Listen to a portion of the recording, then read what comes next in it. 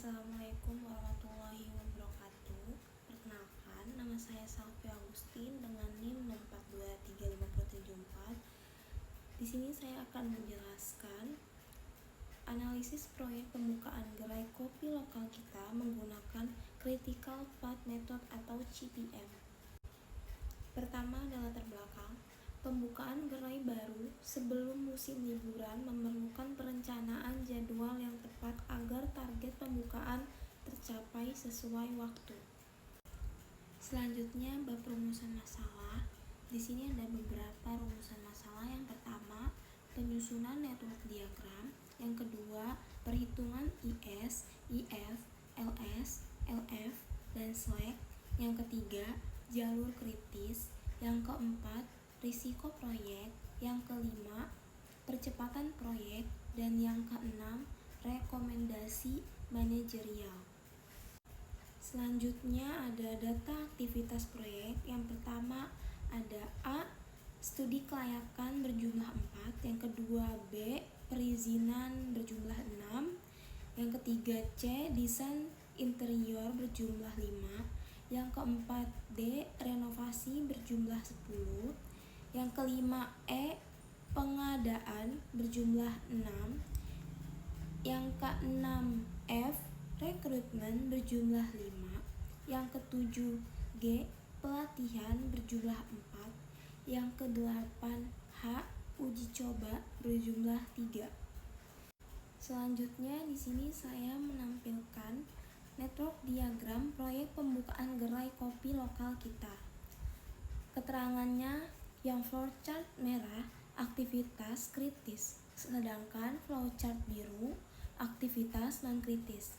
Pertama kita dimulai dari start, lalu studi kelayakan lokasi yang bertempat pada aktivitas kritis, kemudian perizinan usaha, lalu ada renovasi bangunan, kemudian rekrutmen karyawan, pelatihan karyawan, serta hasil akhir di uji coba operasional. Sedangkan yang aktivitas non kritis di sini ada desain interior, pengadaan peralatan, kemudian sampai ke garis finish. Di sini saya akan menampilkan untuk jalur kritis ada A4, B6, D10, F5, G4, H3 dengan total durasi proyek selama 32 hari. Di sini saya juga menampilkan data aktivitas.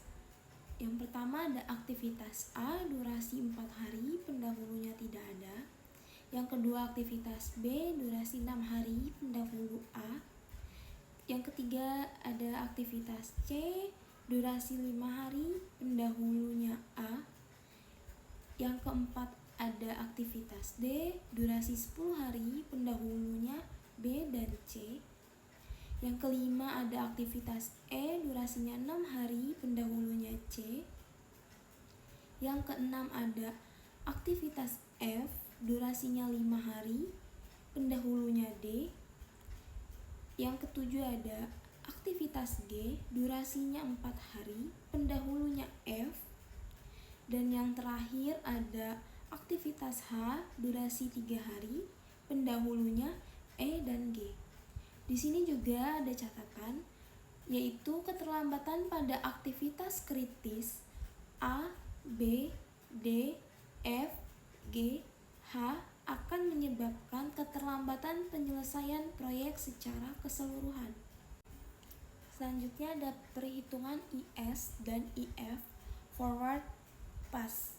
Aktivitas A, IS-nya 0, IF-nya 4. Aktivitas B, IS-nya 4, IF-nya 10. Aktivitas C, IS-nya 4, IF-nya 9. Aktivitas D, IS-nya 10, IF-nya 20. Aktivitas E, IS-nya 9, IF-nya 15. Aktivitas F, IS-nya 20, IF-nya 25. Aktivitas G, IS-nya 25, IF-nya 29. Dan aktivitas H, IS-nya 29, IF-nya 32, hasil durasi tercepat proyek adalah 32 hari. Selanjutnya ada perhitungan LS dan LF backward pass. Aktivitas A, LS-nya 0, LF-nya 4. Aktivitas B, LS-nya 4, LF-nya 10. Aktivitas C, LS-nya 5, LF-nya 10. Aktivitas D, LS-nya 10, LF-nya 20. Aktivitas E, LS-nya 23, LF-nya 29. Aktivitas F, LS-nya 20, LF-nya 25. Aktivitas G, LS-nya 25, LF-nya 29. Dan aktivitas H, LS-nya 29, LF-nya 32. Selanjutnya perhitungan slack. Keterangannya, yang pertama, slack 0 aktivitas kritis.